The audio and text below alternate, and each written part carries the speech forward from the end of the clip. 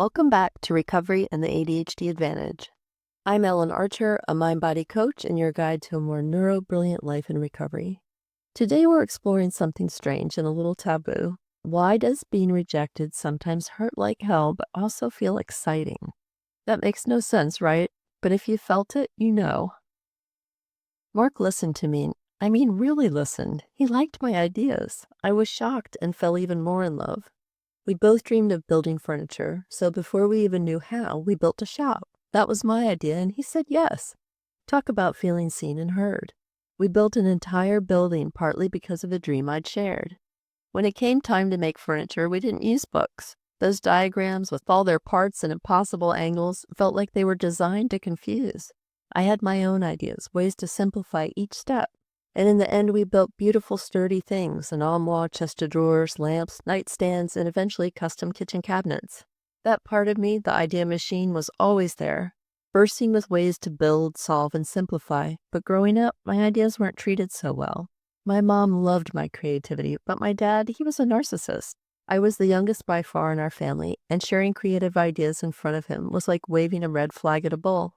If I failed, I was belittled. If I succeeded, I was still belittled. Sometimes he'd even repeat my idea and get praised for it.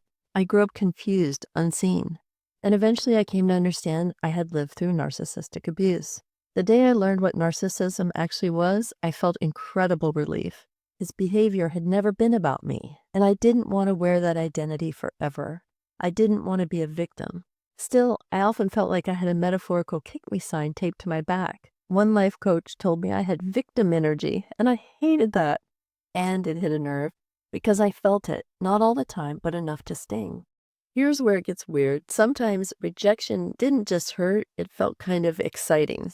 I'm not talking about drama for its own sake or BDSM. It's not that kind of thrill. But every now and then, getting rejected gave me a strange surge of energy. What the hell was that about?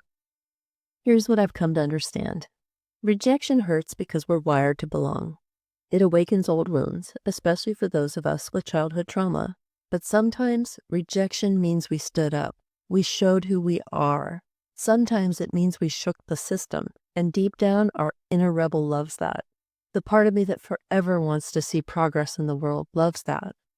And sometimes it's exciting because it means we were brave. We stopped silencing ourselves to make other people comfortable. Rejection can bring clarity. This person doesn't get me, this place isn't for me, and maybe that's a gift.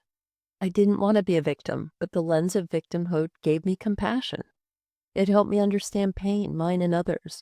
It helped me get out of my father's house the moment I graduated high school. That lens served me, until it didn't. Now I reclaim the thrill without the shame, the truth without the label, the voice without the worry. Because I'm here to build furniture from dreams. Metaphorically, real furniture doesn't pay that well, trust me. But still I want to speak, even when it's risky, to name uncomfortable things and share them anyway. Thanks for listening. If you've ever felt the confusing thrill of rejection or struggled with shame of being too sensitive or too much, know this. You might just be an idea machine too, and you're not alone. Until next time, keep trusting your mind-body intuition.